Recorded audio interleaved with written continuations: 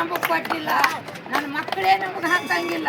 ಆದಿ ಬೀದಿ ಹೊತ್ತು ಕಡುತ್ತರ ಭಿಕ್ಷಾ ಬೇಟಿದ್ದೇವು, ಅಪ್ಪನ ಅನ್ನ ಉಣ್ತೇವು, ಅಪ್ಪಂದು ಸುಖದಲ್ಲೇ ದೇಶ ನೋಡ್ತೀವಿ. ಅಪ್ಪಂದೇನು ಪುಣ್ಯ ಅದ ಯಪ್ಪ, ಮಸ್ತ್ ಮಾಡಿ ಸಿದ್ದರಾಮಯ್ಯ 36 ಕೋಟಿ ಅವನಿಗೆ ಕೆಲಸ ಮಾಡಬೇಕು.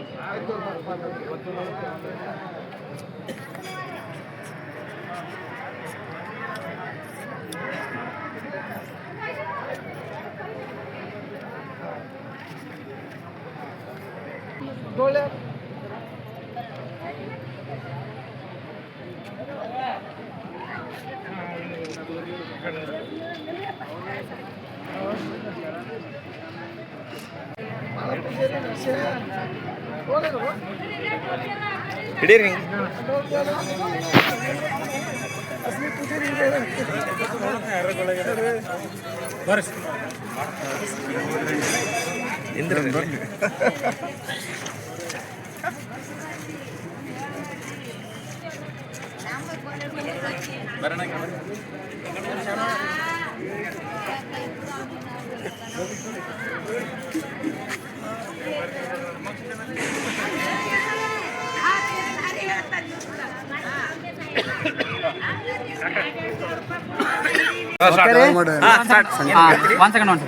ಹೇಳಿ ಸರ್, ಇವತ್ತು ಏನು ಪೂಜೆ ವಿಶೇಷ?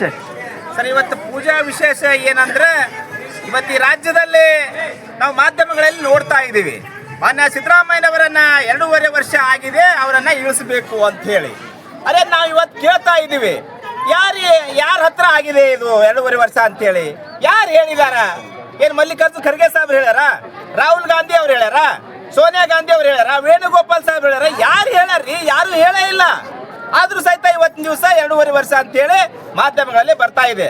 ಆ ಕಾರಣಕ್ಕಾಗಿ ಇವತ್ತಿನ ದಿವಸ ನಾವು ಕಲಬುರಗಿ ನಗರದ ಶರಣಬಸವೇಶ್ವರ ದೇವಸ್ಥಾನದಲ್ಲಿ 2013ರಲ್ಲೂ ಸಹಿತ ನಾವು ಪೂಜೆ ಮಾಡಿ ಹರಕೆ ಹೊತ್ತಿದ್ದೀವಿ, ಮಾನ್ಯ ಸಿದ್ದರಾಮಯ್ಯನವರ ಮುಖ್ಯಮಂತ್ರಿ ಆಗಬೇಕು ಅಂತೇಳಿ. ಅವರು ಮುಖ್ಯಮಂತ್ರಿ ಆದ್ರು 5 ವರ್ಷಗಳಲ್ಲಿ ರಾಜ್ಯದಲ್ಲಿ ಹಲವಾರು ಭಾಗ್ಯಗಳನ್ನು ಕೊಟ್ಟಿರ್ತಕ್ಕಂಥದ್ದು ನಾವೆಲ್ಲ ನೋಡ್ತಾ ಇದ್ದೀವಿ. ಅನ್ನ ಭಾಗ್ಯ ಆಗಿರ್ಬೋದು, ಕೃಷಿ ಭಾಗ್ಯ ಆಗಿರ್ಬೋದು, ಶಾದಿ ಭಾಗ್ಯ ಆಗಿರ್ಬೋದು, ಹೀಗೆ ಹಲವಾರು ಹಕ್ಕುಗಳಾಗಿರ್ಬೋದು, ನಮ್ಮ ಹೊಲ ನಮ್ಮ ದಾರಿ, ಹೀಗೆ ಎಲ್ಲರಿಗೂ, ರೈತರಿಗೆ, ಮಹಿಳೆಯರಿಗೆ, ಕಾರ್ಮಿಕರಿಗೆ ಎಲ್ಲರಿಗೆ ಅನುಕೂಲ ಮಾಡಿರ್ತಕ್ಕಂಥದ್ದು ಮಾನ್ಯ ಸಿದ್ದರಾಮಯ್ಯನವರು. ಇವತ್ತು 2ನೇ ಅವಧಿಗೆ ಅವ್ರ ನೇತೃತ್ವದ ಚುನಾವಣೆ ಆಗಿದೆ.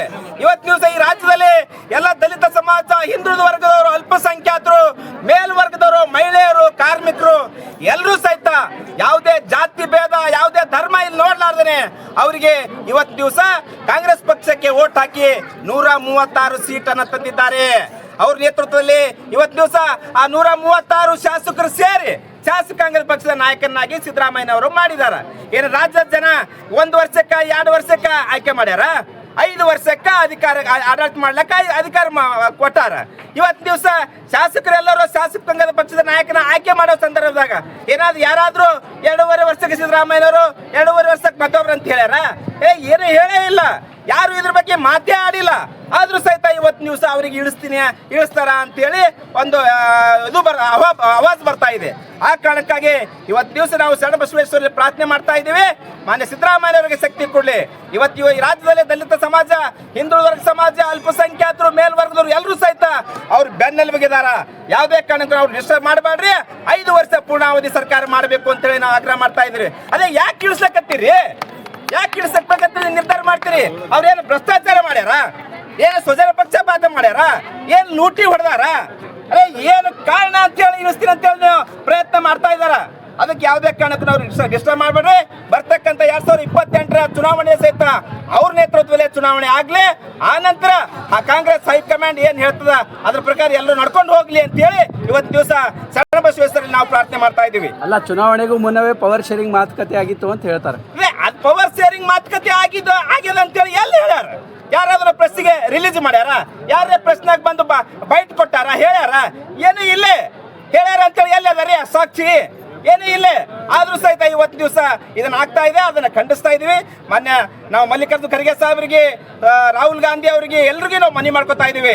ಇವತ್ತು ದಿವಸ ಈ ರಾಜ್ಯದಲ್ಲಿ ದಲಿತ ಸಮಾಜ, ಹಿಂದುಳಿದ ಸಮಾಜ, ಅಲ್ಪಸಂಖ್ಯಾತರು, ಮೇಲ್ವರ್ಗದವರು, ಕಾರ್ಮಿಕರು, ಮಹಿಳೆಯರು ಎಲ್ಲರೂ ಸಹಿತ ಸಿದ್ದರಾಮಯ್ಯನ ಪರ ಇದ್ದಾರೆ. ಅನ್ನಭಾಗ್ಯ ಕೊಟ್ಟಾರ. ಇವತ್ತು ದಿವಸ ಹಸಿವು ಮುಕ್ತ ಕರ್ನಾಟಕವನ್ನ ಮಾಡ್ಯಾರ. ಇವತ್ತ ವಿರೋಧ ಪಕ್ಷದವ್ರು ಕೇಳ್ತಾ ಇದ್ರು, ಅರೆ ಇದ ಪಂಚ ಗ್ಯಾರಂಟಿ ಕೊಟ್ಟಾರ, ಎಲ್ಲ ಆರ್ಥಿಕ ದಿವಾಳಿ ಆಗ್ತದೆ ಸರ್ಕಾರ ಅಂತ ಹೇಳಿದ್ರು. ಎಲ್ಲಿ ದಿವಾಳಿ ಆಯ್ತು? ಇಡೀ ದೇಶದಲ್ಲೇ ಕರ್ನಾಟಕ ಮಾಡಲಾಗಿದೆ, ಸಿದ್ದರಾಮಯ್ಯ ಮಾಡಲಾಗಿದ್ದಾರೆ. ಇವತ್ತು ಸುಮಾರು 16 ಬಜೆಟ್ಗಳನ್ನ ಅವರು ಮಂಡಿಸಿದ್ದಾರೆ. 50 ವರ್ಷದ ರಾಜಕೀಯ ಜೀವನದಲ್ಲಿ ಯಾವುದೇ ಒಂದು ಕಪ್ಪು ಚುಕ್ಕೆ ಇಲ್ಲ. ಇಂಥ ವ್ಯಕ್ತಿತ್ವವನ್ನು ಹೊಂದಿರತಕ್ಕಂಥವ್ರಿಗೆ ನೀವು ಇಳಿಸ್ತೀನಿ ಅಂತ ಅನ್ನೋದು ಬಹಳ ಅಪರಾಧ ಆಗುತ್ತೆ. ಯಾವುದೇ ಕಾರಣಕ್ಕೂ ಇಳಿಸಬಾರ್ರಿ ಅಂತ ಹೇಳಿ ನಾವು ಇವತ್ತು ಶರಣಬಸವೇಶ್ವರಲ್ಲಿ ಪ್ರಾರ್ಥನೆ ಮಾಡ್ತಾ ಸಂದೇಶವನ್ನ ಕೊಡ್ತಾ ಇದೀವಿ. ಮಾಂತೇಶ್ ಕೌಲ್ಗಿ.